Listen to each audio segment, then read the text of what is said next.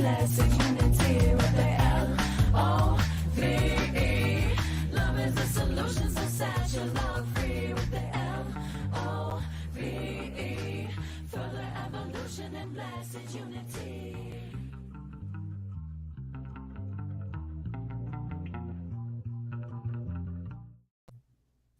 Good morning, self-lovers. Welcome back to the Self-Love Show. We are tuning in live today at 10 a.m. always on Thursday. And thank you for our viewers that tune in weekly with us. We are so grateful for you. And for the new ones, welcome. And just in case you don't know, we have an amazing YouTube channel that has all the previous 2 years of shows, which are gems. You know, there's a lot of good ones in there. And I just inspire you and encourage you to go there, like, share, and subscribe. And if you know someone that is needing some extra support in their life, send them to the Self-Love Show. I'm sure we have a topic that will be hot and resonate for them to support them, because the truth is self-love comes in a wide variety of aspects, and we all need the medicine of self-love. It grows us every day in our capacity to hold and embody more light and love and ultimately fulfill our purpose here on the planet. So we inspire you, we encourage you, and also on our Facebook channel and the Self-Love Show page, like and share out the video, because that helps our algorithm and grow. And guess what? That helps the message get spread far and wide for every person seeking more self-love. So thank you so much for that. And we have an amazing guest with us today. I'm so excited. Welcome, Dolphin Kasper. I'm going to read your bio really quickly, and then we're just going to jump into a juicy, hot conversation all about, what we're going to share about today. So Dolphin is here to share with us, and we'll be sharing personal stories, core principles, and powerful tools that lie at the heart of our more powerful and lasting relationship transformations. It will be playful, potent, and highly supportive to people who are ready to put their past to rest and become the central creators of their relational loves. The work is primarily about presence, vulnerability, and becoming the active ingredient in transformation on every level. Author, transformative communicator, and human potential enthusiast, Dolphin Kasper has always been keenly interested in the fundamental nature of the human condition and what its full potential is. Co-founder of Relationflix and founder of Evolve Now, he and the organizations he has created are dedicated to creating innovative opportunities for people to improve the depth, quality, and potential of their most cherished relationships. In his over 23 years of experience working with people and their relational lives, Dolphin has discovered incredibly powerful insights and methods relating to healing our past and taking full control of our present. From prison inmates to professional athletes, Dolphin has supported people from all walks of life to come home to their true nature and to transform their lives through the power of awareness and the intelligence of love. Yes, so good. Thank you for being present with us today. Thanks for having me. It's a pleasure to be here. I'm excited about the conversation. Relationships are the heart of the meaning of our lives. And a lot of people, I think in general, humanity has struggled with relationship, but this last little stretch has provided unique challenges for us. So I would love to just get into a conversation that everyone can benefit from around how do we create these breakthroughs that we're looking for. Beautiful. I really firmly believe that relationships are our pathway to ascension, so it's so true. It's our core relationship with self, spirit, and that's foundational and most important. Yeah. Relationships are the greatest wealth we have. I've often pondered, because I love to think, probably like a lot of us, but one of the things I was like, oh gosh, if there were no other people on the planet, then I wouldn't have any problems. Mm-hmm. I mean, besides like, had I grown up without other people, which is unrealistic, but the thought experiment of what would that look like, then I wouldn't know what loneliness would be.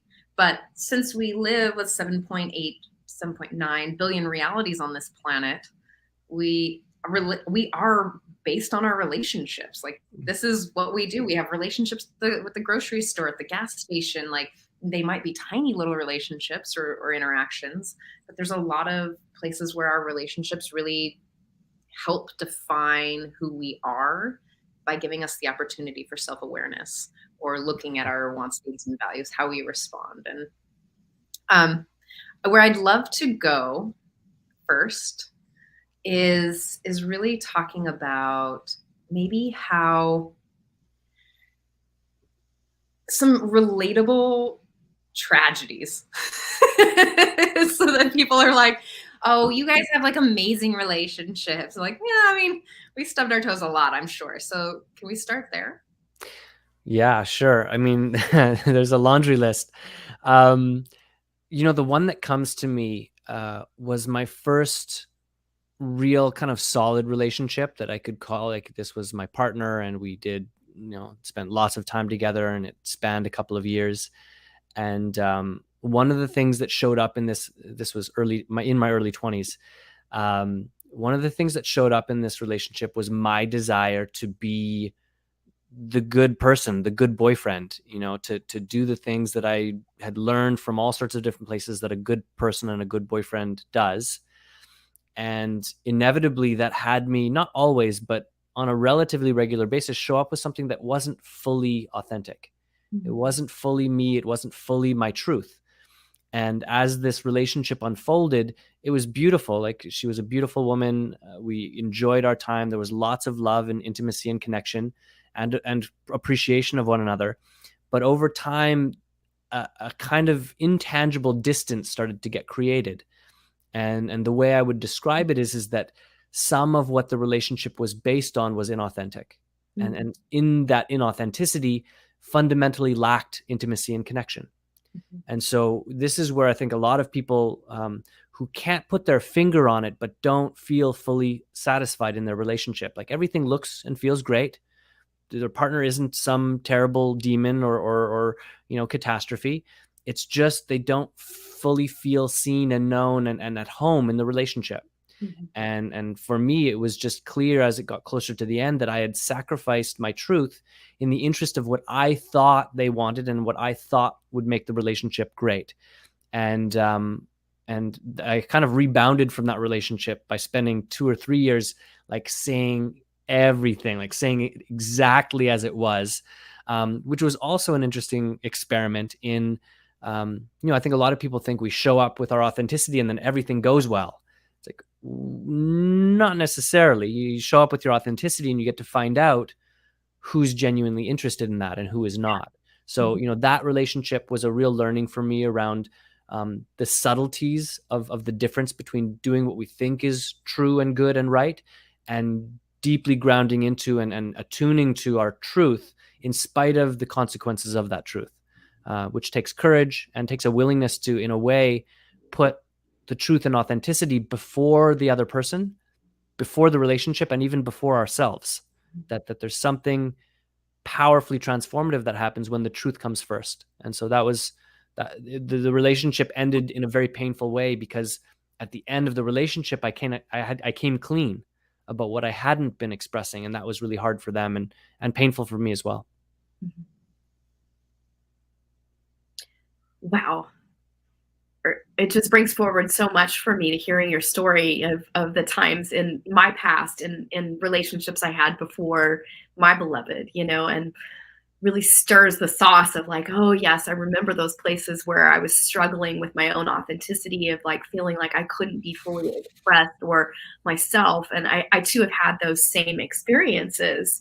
And thankfully, I was able to sift through it and peel back the layers and choose a partner and be in partnership where I can be fully met and held, and like in my grief and in my, I'm met. And that feels really, really, really, even this past, I just be honest, even this past, week, I had another big layer of healing come forward around my own family dynamics with my dad's passing and what's going on with my brother, and just the deep generosity going on with my brother. And I was so struck by, like, not shock, but I mean, I've known this about my brother, but when it came forward in my text messages and through our loving conversation, I just held my phone and I started sobbing immediately, just with gratitude. It was a mixed bag of all these emotions. And my beloved just looked at me and just pulled me close and just was holding me, and didn't need to even say anything to me. And that is just a testament to like how much I changed and how much healing I've done, because in past relationships that would have never taken place. Yeah. Yeah. Beautiful. Yeah. It's beautiful when we have the opportunity to recognize the richness of what's difficult about relationship, and opening to the unresolved pieces, opening to the unexpressed emotion, can be like a floodgate, but it also brings with it the presence to the joy and the meaning of life. I like to say to people that joy and pain travel along the same channels in us. And so if we close off to one, we close off to the other. And it's an unavoidable truth. Yeah. Wow, that's such a profound statement you just said. I love that. Thank you for bringing that forward. I love that you're sharing about authenticity and showing up in truth. And like my heart's all like, what I really love about putting the truth first is a piece that isn't really taught in our culture, is really showing up as honesty as the foundation of relationship. So what is really true within me is actually how it lives in the world. So some of our viewers and our listeners, and I know you both know that I primarily work with people with codependent tendencies or people-pleasing tendencies. And that not only is it sort of like a familial pattern, but it's also like individual, cultural pattern or societal pattern to think that love is sacrifice or love is people pleasing, or if I fawn, or if I, what did you call it? Be the good boyfriend, or, or if I be the submissive woman, or God, what other, like, there's like a ton of freaking labels out there that we could be the perfect to wife. get the love that be the perfect wife, be the mom, wife. like these labels, right, that are actually, be a man, ooh, be a woman, be, like there's these boxes or these molds that we can fit into, which are pretty, they're really inhumane, and they're really not authentic. And it's part of the inner work to kind of like, strip away the layers, to dissolve, to demold some of the program. And in fact, one of my stories right now is based on, the social beauty standard of being like a thin female that's like looks a certain way. And I, like some of my previous partners are like, hey, you'd be more attractive if you had abs, or if you had, if you were thinner, or if you had a dancer's body, or like dot, dot, dot, dot. I was like, oh my gosh, can I get thinner without eating?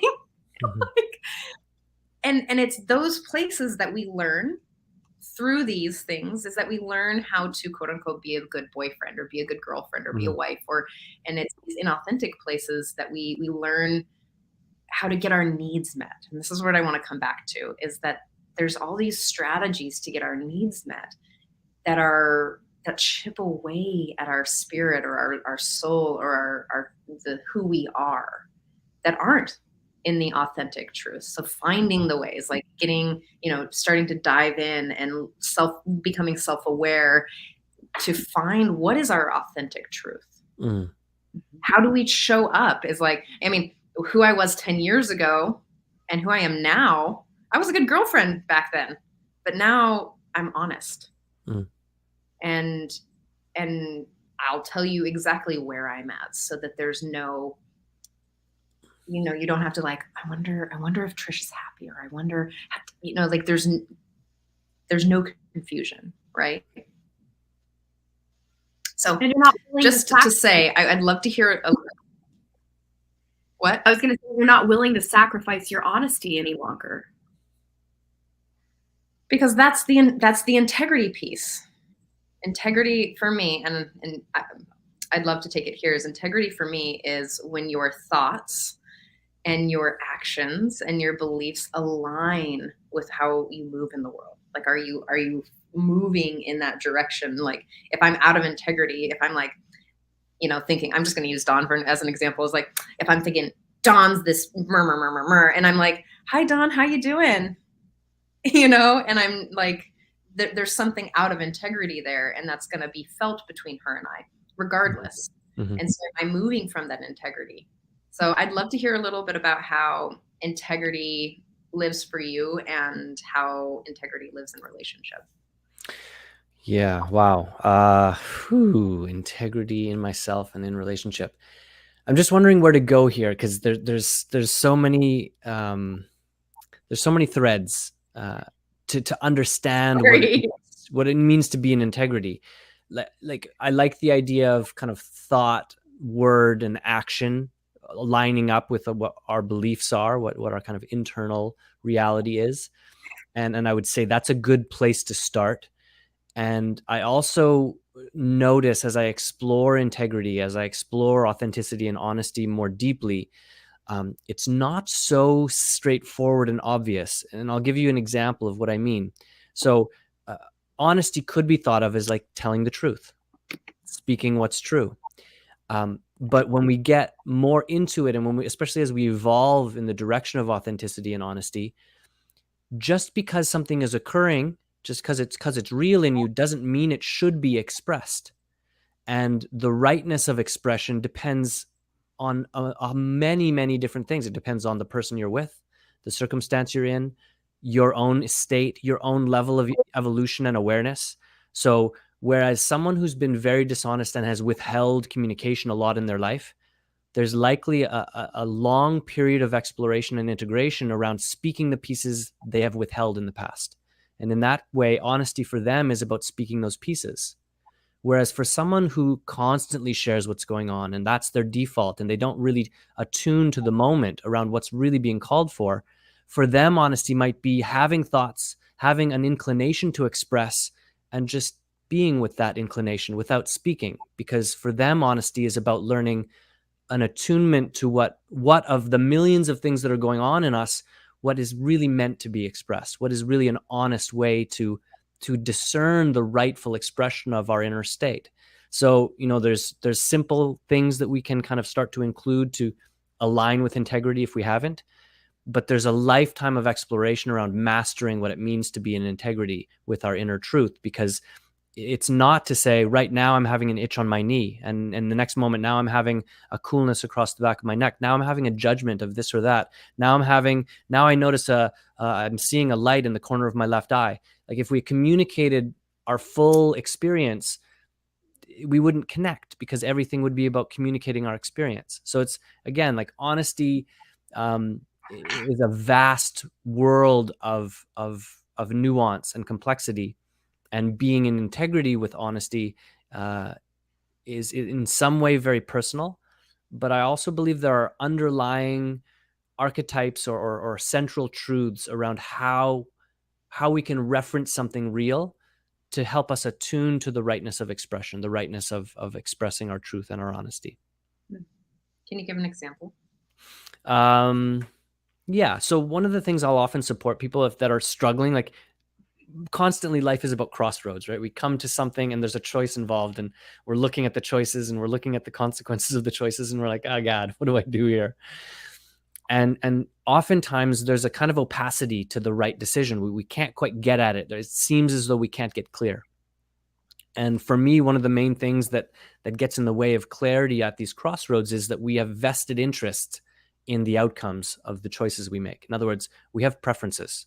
I would prefer, especially if I'm an anxiously attached person, I would prefer that my partner stay close, that I have some sense of control and security around what happens, and that, I'm able to kind of stay in my comfort zone around the relational dynamic. So then opening the relationship up in a way where there's more freedom and less control, I can't see that choice clearly because of my interest in my own ability to manage things and my own anxiety. So one of the things that we can do to get much more discerning and much more effective with clear choices is come into a space where you select, in this case, we'll simplify. There's 2 clear choices to make, and then a sense of the road that would lead to. And do a thought experiment where you walk each of those roads in their fullness. All of the beauty, all of the negativity, all of the pain, all of whatever would be involved in making this choice and that choice. And then come to a place inside where you genuinely would be okay with either.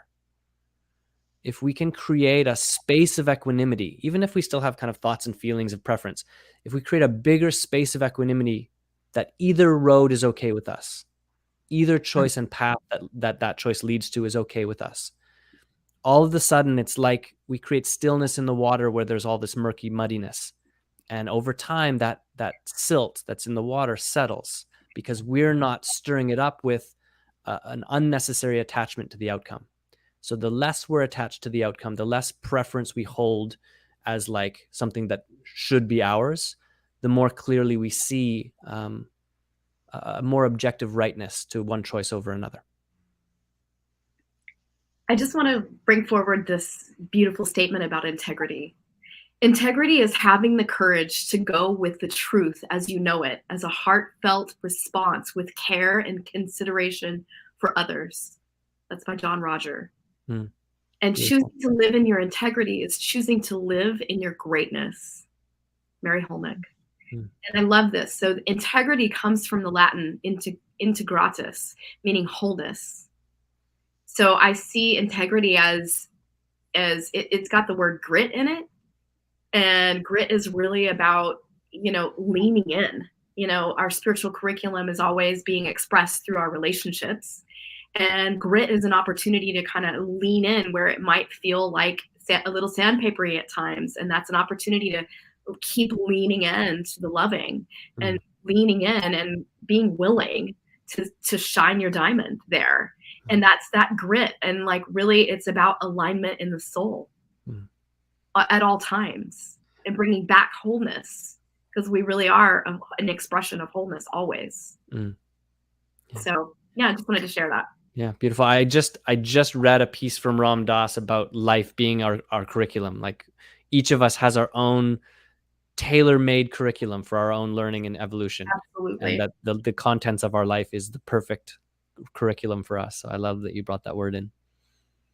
Oh, it's foundational for me as a spiritual psychology major, and like it's spiritual curriculum. That's our learning here on Earth School. And it comes forward in our relationships.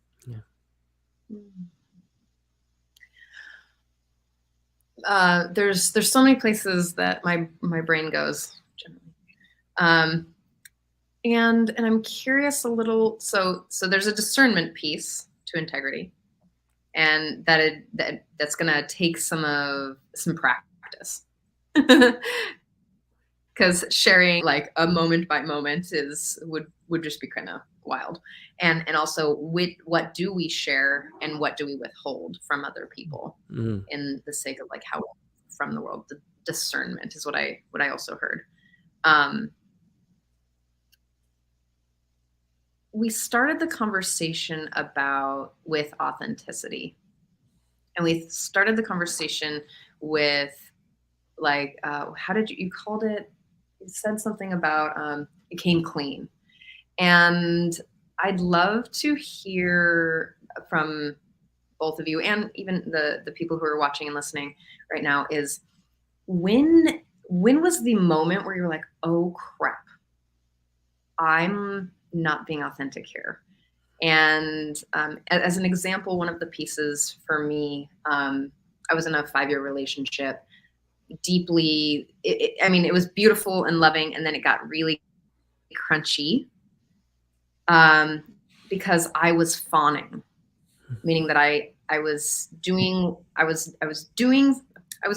codependent because I didn't want the conflict, and there were, it was tragic and abusive mentally and physically in this moment, but there was a place where I really wanted to manipulate his reality so that I could get my needs for love met. And at a certain point, there was a moment where I was like, oh my gosh, I've contorted so much and I've become this mold of what I thought that he wanted that I don't even know who I am and I'm not happy anymore. Mhm. I'm just like, I don't even know where my happiness lives or what I want because I don't even know. So I'm curious about your places of like your aha where you weren't living authentically or in integrity with your own values. I want to say one thing before I jump into that. You mentioned before this dichotomy of like sharing versus withholding, and Mhm. I think that's a dichotomy that plays in us for sure, but it's not really a binary. In other words, it's possible for there things to be at play in us that we don't share, but that we're also not withholding. So to me, withholding is a more like an active relationship with something inside that it kind of is calling to be shared, and we choose to not share it, which is a withholding, versus things that are just at play in me, and I'm at home with them, and I can see there's not a need to share them. In which case, it's not shared, but it's also not withheld. I just wanted to kind of make that distinction. I think it's important. Of Uh, course. yeah, I'm yeah, tending to black and white. It's that you had used this term withholding before. yeah, yeah, And totally. I want to, great distinction there. Yeah. I mean, I don't need to share that I like, like I'm like, oh, I'm desperately needing to share that I ate gummy bears because I feel so something about it. And you're like, I don't care. Like it's about the distinction, the discernment of those moments. Totally. Yeah, Thank you for clarifying that. yeah, yeah, beautiful. Yeah, in terms of relating, as we explore honesty, it's not often that it comes through in a lightning bolt where everything dishonest gets illuminated and we can see it all. It's more that it comes in waves of different sizes. I think for a lot of us, there are consistent waves throughout the day of moments where an authentic way of being and expressing is at hand, and we just quash it. And for some of us, we don't notice that we're doing it. We're so trained in the management of authenticity because of the consequences of it. Like the only reason we would not be authentic is because at some point we were and it didn't go well, right? Like the cost of authenticity is high. So for us to subscribe to authenticity as a way of being is a reflection that we've done it and it didn't go well, and we decided that's not worth it anymore. Mhm. So for me, when I really am honest and I reflect, I notice subtle and overt ways throughout that 2-year relationship in this case, where I wasn't really available to my own truth. And that's for myself first. Like there's ways I wasn't expressing myself authentically because I wasn't present to them. And so that's still a lack of integrity with authenticity, even though I wasn't consciously going, oh, there's this thing and I'm going to choose not to share it with my partner. I was holding myself in a way that wasn't authentic. And so, for us to really realign with authenticity, it's strikingly uncomfortable to the degree that we've invested in anything inauthentic. So this is something where a strong amount of self-awareness and self-honesty and willingness to feel our own discomfort is required for us to begin cleaning out inauthenticity. And I like the word cleaning. There's something unclean about inauthenticity, and Yes. we can get into the meaning that I ascribe to the word clean, but it's not even making inauthenticity bad. It's just that there's an experiential, relatable difference to when we're real and aligned all the way through, and when we're not, and not being real all the way through, and with the way that we relate and communicate, leaves messes. It leaves messes in our own conditioning, and it leaves messes in our relationships. And so for me, the cleaning it's not like a good versus bad relationship. It's a clean versus not clean relationship. And that's an uncomfortable process. And very few people, like extremely few people, are clean all the way through. It's It's just a staggeringly rare thing in our world, not because it can't happen, but because the cost is so high. I'm gonna share a vulnerable thing that it's not in my relationship with my beloved, but it did come forward in relationship partnerships with work dynamics. And so I'm just going to share. I had this opportunity come to me through a beautiful person, and it was flowing and it was great. And the person that connected me to do the work loved me, and then wanted to all of a sudden cut the middleman out, right? And I didn't feel good about that. It didn't resonate inside of me. And so I was like, I asked questions and I worked for them, but it didn't feel good. And so I kept bringing it forward like, hey, to the actual person that was creating that scenario. And the cost is high of authenticity, right? And in the past, I would have never been brave to share that because it was riding on the edge of, oh, this is a job I need, right? Those kind of things. And I just was brave. And I said, you know what? This is inauthentic to me to withhold how I truly feel about this. And I'm going to practice my bravery here. And ultimately the cost was high. I lost the opportunity because they were like wanting to move me into a position of doing like online things and but at the cost of cutting out relationships I was like, this is so not authentic for me. And so I sacrificed the whole thing by being authentic. And that's okay, because I know I'm in alignment with spirit ultimately, and I didn't hold back my truth. And I know that greater opportunities are unfolding because I said yes to me and yes to honoring my relationships on a whole. Do you know what I mean? And so that's an example of the cost of authenticity and how it can show up. And like I was afraid that would happen, and it absolutely did happen. But I was willing to go there because I was not willing to keep that dynamic of separation unfolding. Yeah, beautiful. And I'm sure in that experience you could feel the cost, sort of the underlying current of the cost of doing what you were knowing.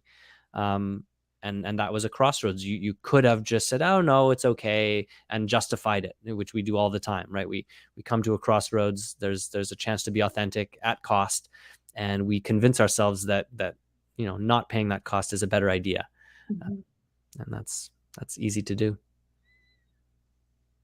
And I have no regret about that. Like, I feel good in my heart knowing that I know that I stood my ground and I did the right thing. Not even I had to stand my ground, that I was just authentic and shared from my heart and said, I really want to keep including these people because that's how we met. And that means everything to me. Yeah, beautiful. And ultimately it just fell off. And that was a sign to me of like, oh, okay, that's okay. And just like deeper acceptance of like knowing that spirit is going to keep bringing beautiful opportunities that are in full alignment. When that happened, was it like a visceral sensation? I'm just curious, your discernment or your ability to get clear in that moment. Like, what do you relate to as sort of the North Star? Like, what did you reference that allowed you to kind of stay clear in that situation? It's really just about honoring relationships for me. Like I'm not willing to step on toes to climb the ladder to when it comes to prosperity, it's like all is welcome and all benefit. And it's not a like cut someone out to like, that just doesn't resonate with me at all. And that, I'm healing an intergenerational pattern of that gone on in my own family dynamics where, my grandfather was like cut out of his own inheritance. And then it happened again with my own father. So there's this place of like remaining integral when it comes to like financial exchange is so important. And there's a deep like honoring of like all people, that all people's points of reference matter. And, there's a way to go about it that's honorable and loving and kind and generous and honoring. And it's not like, oh, too bad, you missed out. Like, now it's mine. You know what I mean? Like, that's just not the way. I don't feel that is the way to. I think we're mending a deep cultural rift of that way of relating in the past, you know, in jobs and economy and all kinds of things. It's like there's a new earth paradigm being born of all prosper. Yeah, awesome. So I hear just around it being principled in one way, like there's just a principle around how you navigate and relate. And then you use another word that I really like around there's a way to do it. So that's like a kind of ontological perspective on exploring and pursuing endeavors together, is that there's a way to go about doing that works and that's real. And there are ways to go about doing that are not. So, beautiful. Yeah, thank you. Yeah, I thank you for the opportunity to share, because I'm sure we're all faced with really challenging circumstances in our relationships and work lives where it's like it's really edgy to be fully authentic and share that piece of information. But if we don't, we pay the cost. Yeah. I think that what I'm hearing is that there's a piece of an integrity, and that aligns with it's integrity and authenticity is a very individual and personal experience. That it's a dare I say a place, for lack of a better term in the moment, but there's a foundation or a value system in which you live from. And so Dolphin, your integrity and my integrity, or Don, like all of our integrity and our authenticity lives in a different way. So if I was a drag queen, my integrity would to be, put on like wild makeup and to have this movement. Or if I was more of maybe my mother, her integrity is to live in this sort of 50 style housewife dynamic, because that is true to her center. And so she shares from that place. So what I'm hearing from what in Dawn's story and what I heard is that place of not just stream of consciousness sharing on your honesty, but really sharing what feels up and alive and true in the moment. That's from your core.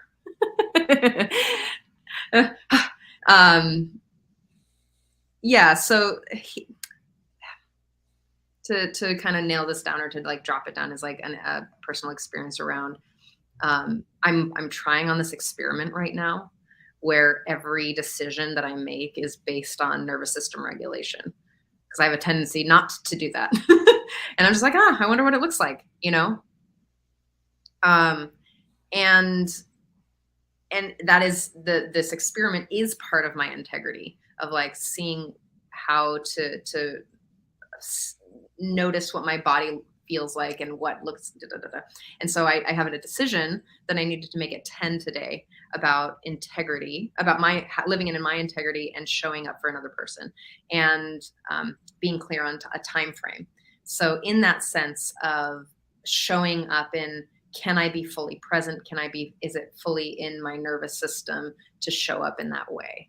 Right. So Dawn's nervous system, or Dawn's value system, your value system, is really individual. How we live in authenticity is very individual. How we show up in our relationships and what we want there, to step out of the mold of what we're taught to do. Right. I don't know if that made any sense. Yeah.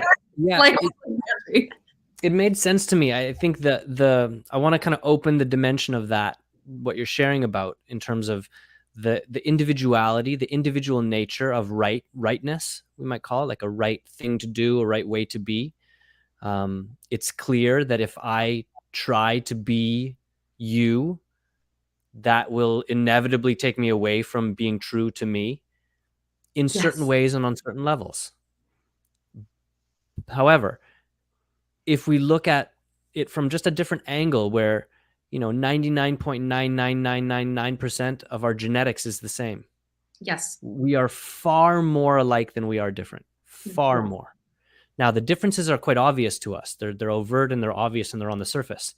But if we dig just a little bit below the surface, we are so much the same, so as to make us, you know, akin to clones of each other with different content that has Mm. populated our lives. And so, I think there are underlying principles, underlying archetypes of human existence that are universal. And I think the attempt to erase that universality is incredibly problematic. Just like erasing as Yes. if the surface differences aren't there is also problematic. But how do we rightly honor the deeper truths of our sameness and the more superficial truths of our differences in their rightful places and in their rightful ways? This is how we live in harmony within ourselves and with each other. Now, easily said, but to really to be in the living of that with each other means constantly bumping up against the existing conditioning that is somehow not that yet. So wherever it's not yet aligned, wherever we're not totally clear on the underlying sameness and the more superficial differences, and clear about the value and meaning of those samenesses or differences, we're going to meet conflict and discomfort. And so I want to bring in a concept that I think is helpful. It's been really helpful for me, and I use it constantly with people I work with. And that is, if we want to break life into two categories, just as a thought experiment, if we want to go there, is like there's the content of life. Yeah. The content of life is the things, the people, the experiences, things we can count, things we can label. And then there's the context of life. It's the container, the space within which life unfolds. And when we can start to let in the idea that the context is not static, Yes. as a human being, somehow I have access to directly changing or shifting the context. I can create a very small, narrow, rigid context for my life, and the content of my life and how I make sense of it plays in a certain way. But the moment I shift and open my context for life, when I make it about something different, something more, something deeper, the content of my life begins to make different sense to me and begins to have more range of movement. There's more possibility in the content space. So for me, getting that life is full of content, but informed by context, and that I am the creator of the context, I Yes. now become far more empowered when it comes to the active ingredient in my own change and transformation. It's not that I'm the victim of my circumstances in a way, and I don't want to get too kind of sort of warm, fuzzy spiritual platitude, but like when I am clear that I create the context, my content is in service to my growth and evolution. That the circumstances of my life, in particular the difficult circumstances, are the greatest vehicles for my healing and integration, the greatest vehicles for my growth and evolution. And that takes a willingness to be with the full feeling of life more deeply. And that's a painful operation. So for anyone out there that has struggled and has felt like they can't get at the solution or the answer, the first solution, if we want to call it that, is let in the idea that you are the creator of the context for your life, meaning you get to choose what game you're playing. And when the game you're playing matters enough to you, the difficulties will start to feel like puzzles you want to dive in and solve versus catastrophes that are just making your life miserable. Oh, you're bringing forward such gold here. I love it. And we share the same language. I say it a little slightly different, but it's the same language. So it's in spiritual psychology, we call it goal line living or soul line. And to move into the soul line, it's helping you get past, that limited perspective that can go on in the goal line type of thinking. And it's like really moving into the spiritual context to really allow yourself to see the opportunity at hand, right? Because that is your spiritual curriculum unfolding. And what is the opportunity for you? What is the golden opportunity for you to reframe it and hold it in a new way and learn to cleanse your lens of perception around how you hold it so that the spiritual context can unfold in a new way for you? Yeah, exactly. Perfect. Yeah. So it's really like learning to live into the soul line, opportunity at hand.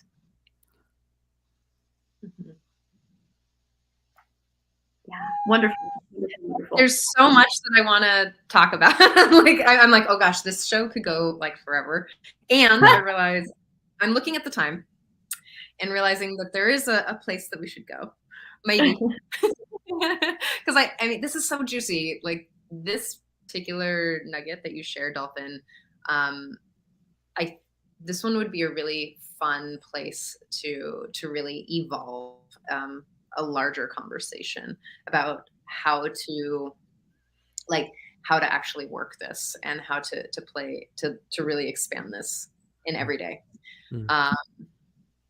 Oh yeah, God. Yeah. So and really I love how you share it, and I love where your heart is so much. Beautiful. Um I mean, just what you brought there, I think for a lot of people, the content is all they see. So, and then it's Yeah. normal and natural for that to be the case. You know, like there's the mortgage, and there's the kids, and there's the schedule. Yeah. Like make it so sometimes our viewers have shared that they like the language in bite-sized pieces. Yeah. So it's like I couldn't follow this show because it was too like the concepts were too big. So share more about what content would look like.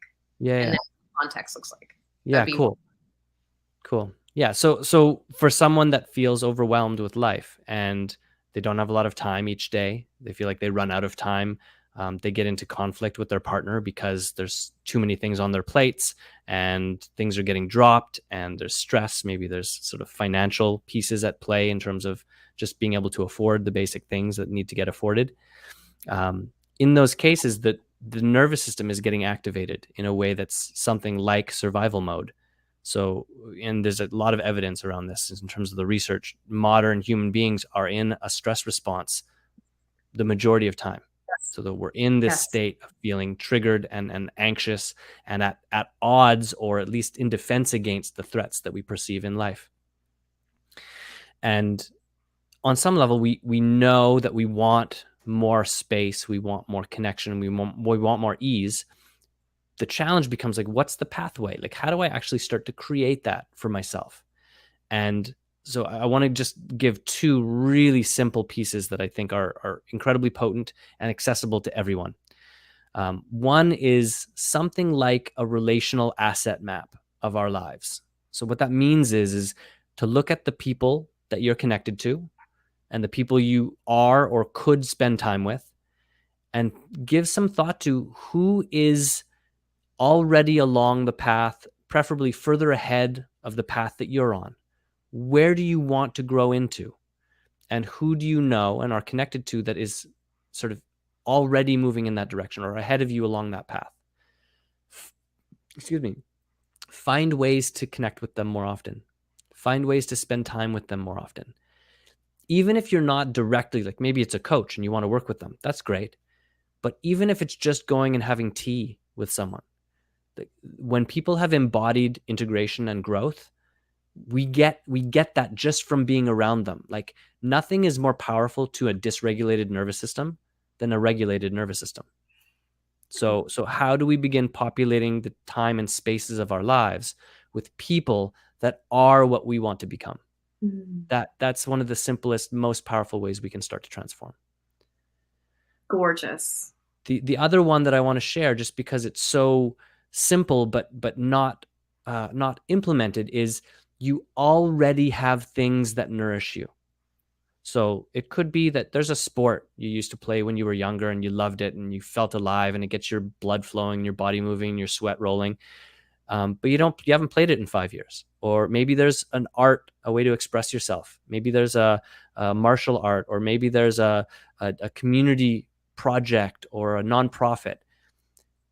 Pick one thing that you know makes you feel good about life that you don't do anymore, and populate, even once a week, populate your life with it again. So if we do those two things, everything else is great, but those two things feel like the simplest, quickest, easiest ways for us to begin creating momentum in the direction of our own healing and growth.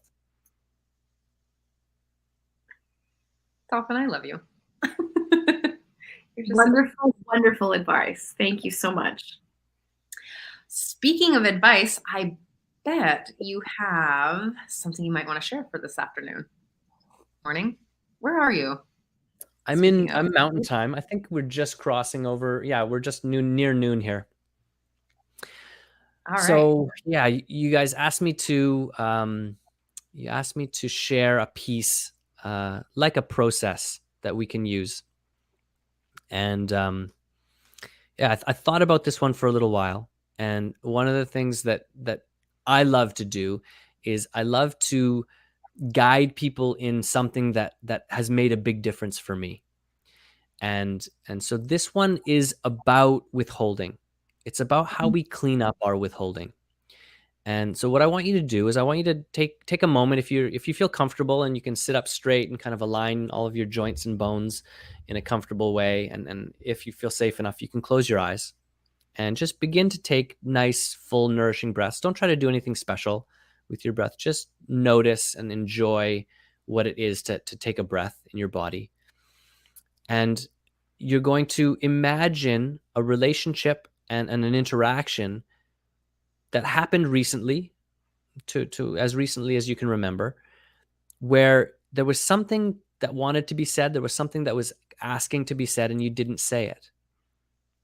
And so you're just going to bring yourself into that moment. Remember where you were, remember what was going on around you, remember the person, how they were, how it felt to be with them. And then just remember that first, the feeling in your body. Usually the feeling in our body that says something uncomfortable is calling to be spoken. There's usually a kind of tightening or a constriction or some kind of discomfort that shows up at some place in our body. So just notice if you can remember the way your body responded to a sense of something to share that you maybe didn't want to share or that you were afraid to share. And just allow it. Instead of seeing or perceiving that discomfort or that tightness as a problem, consider it as a part of you bringing a really important message, which is probably something like, there's something important going on right now, and it's probably going to be uncomfortable to share this. There might be a cost in sharing this. And whereas often our implicit experience of withholding is we don't get to the other side of the coin, this is where I want us to slow down. So in that moment, there was a sense of discomfort. There was a sense of risk or threat to sharing what was uncomfortable there. But then the other side of the coin is, what's the opportunity in speaking that truth? What happens if you decide it's just what's going on and it's okay? And in spite of the result of sharing this, it's a truth that's good to share. It nourishes my own relationship with authenticity. And in a real way, it nourishes the relationship I'm in through authenticity. So I want you to just take a little bit of time where there's room for this experience to be uncomfortable. It's not wrong or bad. And there's a space and a time that we're creating to tune into the value and the opportunity in doing what is difficult or uncomfortable. And so I'm going to give you a few seconds just to tune in. What would that be for you? What is the opportunity of sharing something that you've withheld from someone that you care about? What would be possible through that share? And then just feel and see yourself in a way that's very clean and clear, speaking the truth of that.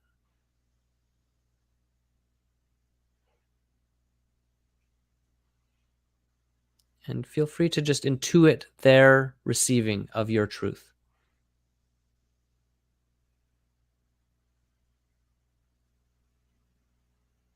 So this is a version of what I call rehearsal.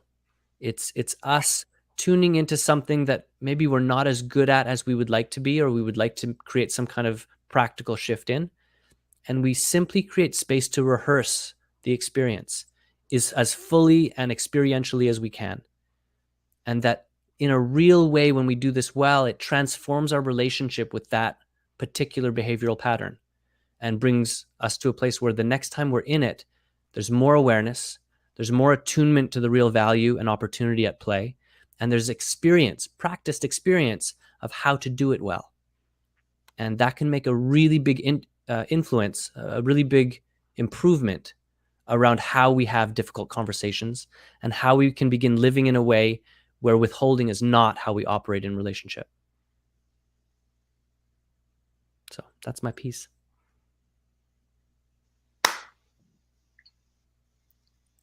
Yes. Thank you. Thank you. For defining and giving us a tool for withholding, and really, I really like low stakes self-awareness moments, because, you know, like I could be like, you know, sharing my vulnerable piece without having kind of that integrated understanding of my authenticity and my integrity, right? And sharing from this like nervousness or this like uncentered place can be so, it can just land really oddly for self and other. And to be able to practice this before is like, oh, am I not sharing my full loving truth? You don't have to be brutal with it. You can be like, hey, I'm not moving in the way that I said that I was moving, and what show it. And, you know, so gosh, yes. I love that you brought in the piece about withholding, because it's so, how often do we do that in the world, that we're like, oh, and then we pause because of the fear, because of the, oh my gosh, I'm not going to get what I want, or the love that I need, or be met in the way that I'm hoping to be met. It's pretty common. I also see it as an opportunity to, you know, in that moment, explore why you're withholding and what do you make it mean about yourself and the judgments that are attached to all of that. And it's an opportunity to excavate all of that, release it, and then express your truth in a loving way where the other person can meet it and hear it. Because ultimately they want the same as you. They want connection. They want to have deeper intimacy. And it's just excavating the barrier that's between you. Yeah, reminds me of that Rumi poem about it's not for us to seek for love, but to remove all the things that we've put in the way of it. Barriers between it. Yeah. It's true. I also come back to this. I mean, you said you brought up Ram Dass earlier, and I don't remember the guru that he shared this was from, but it was, I come back to Tatvam Asti, which is I am that too. So when in the moments of wanting to withhold, or in the moments of a judgment against another person, it's like, can I just take the breath, the pause, and be like, oh, I am that person as well. That all lives inside of me, and it's a place where I'm creating the judgment or the barrier to love within and without. So. Yeah, I think it was Ramana who as a student of his was asking, you know, about enlightenment and integration, and you know, once you do that, they were asking, well, then what about the others? Like, what do we do about the others that are not that yet? And Ramana said, there are no others. Ramana Maharshi. Yeah. There are no others. Well, actually, I think his words were, what others? What others, exactly. Yeah. I mean, it's true, you know. We all three shared a little bit of this. It's the finding, gosh, the being human is a wild experience. Like, this Disneyland is like amazing. It has all sorts of experiences, and woo! And what I love about sort of what we're all talking about is finding the individual and honoring that, but also honoring the collective, the whole. I call it the triple win. Because, you know, if Dolphin wins and I win, then everyone wins. Is that like, can we like move from that place? That's part of my value system. So in that sense of like, and Dawn shared that as well in her words. So remembering that we are all the same, and would you say the content is different? Yeah. Oh, what a great show. I'm gonna ponder this today and get all juiced up. I'm gonna juice it up for my day. Dolphin, tell us a little bit about your projects and where to find you and how that all. Yeah. How do Cool. we find more of you? Thank you. Okay, well, I mean, I have two projects. One includes me, but I'm really in the background, and that is Relationflix. So this is an online platform with a beautiful, robust group of educators from a whole bunch of different lineages and modalities and perspectives, bringing you everything you need to know about transforming your relational life.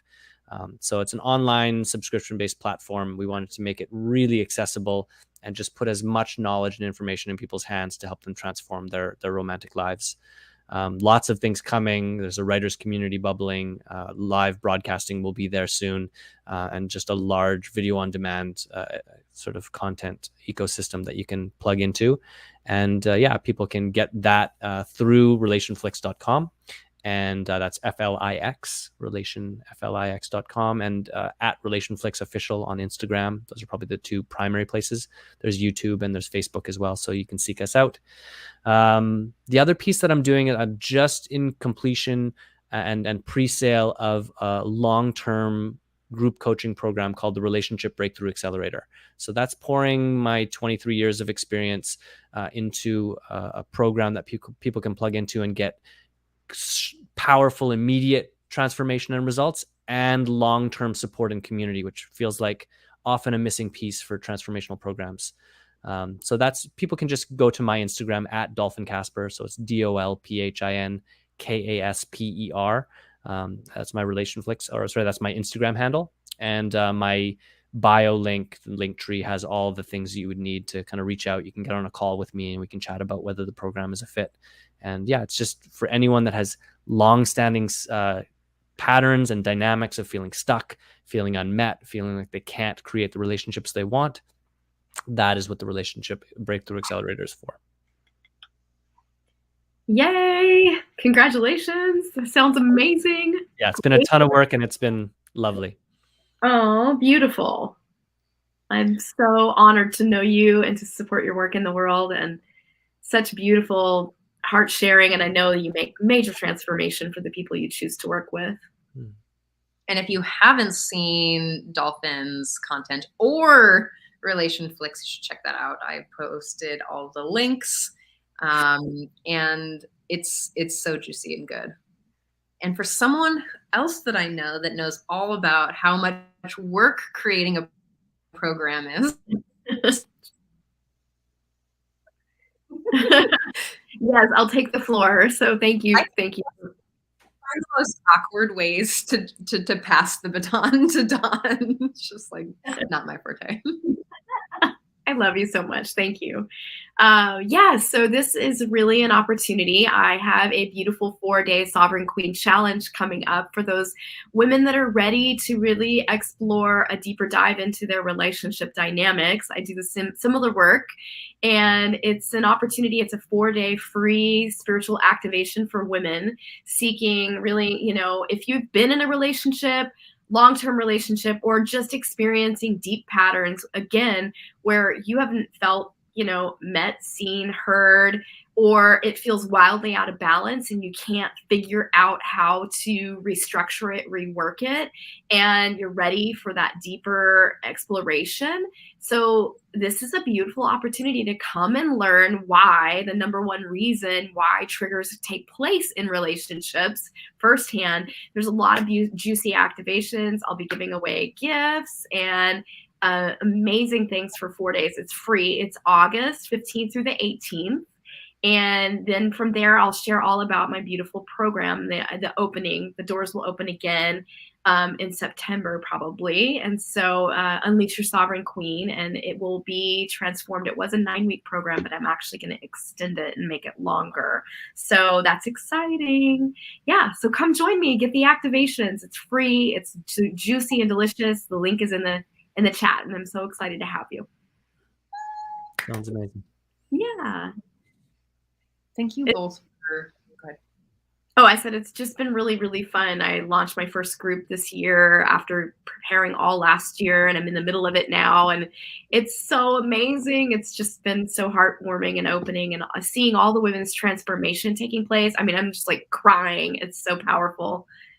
The healing taking place is really mind blowing. I'm also in it, and it's amazing to watch the impact of the work that you've poured your heart and soul into, Dawn. Yeah. Thank you. Believe me, I've seen it. I've seen the hard work. Many, many calls. Thank you so much, you both. And Dolphin, for Relationflix, and for your heart and soul into that project as well. And the content that you're stepping into a lot of really cool projects, and I love watching where you're going as well. And I love being part of it. Like your whole community is so, it's like a hand-picked, juicy, canoodly boundary puddle of just people who are just so loving and honest, and who know their work, and who are really, showing up for relationships as well as Relationflix. It's a really cool experience to be part. Yeah, beautiful. It's awesome to have you. And yeah, for me, it's a pleasure. You talked about a triple win. That's really what it feels like to me. I get to enjoy all the beautiful people I work with, and that we get to deliver just amazing value and support to people that really want it. So it's a gift. I love it. I want to start off with my thank yous today for the people who are listening and watching and sharing us out, and really showing up. Like, our viewers and our listeners, sometimes you text us and you message us, and sometimes we don't even know the impact that we're making. That when you share how this is showing up for you, and when we can integrate the people that we love, are the coaches that we love. Like, thank you so much for being here, and for really showing up every week. I'd also love to thank Sign Network for sharing us out to over 50 pages today, and Scott Katamis, Love Coach Academy and Global Peace Tribe. Your love and support means so much as we grow our little show. I'm excited for next week as well, and we will see you all 10 a.m. next Thursday. Thanks so much. Have an amazing week.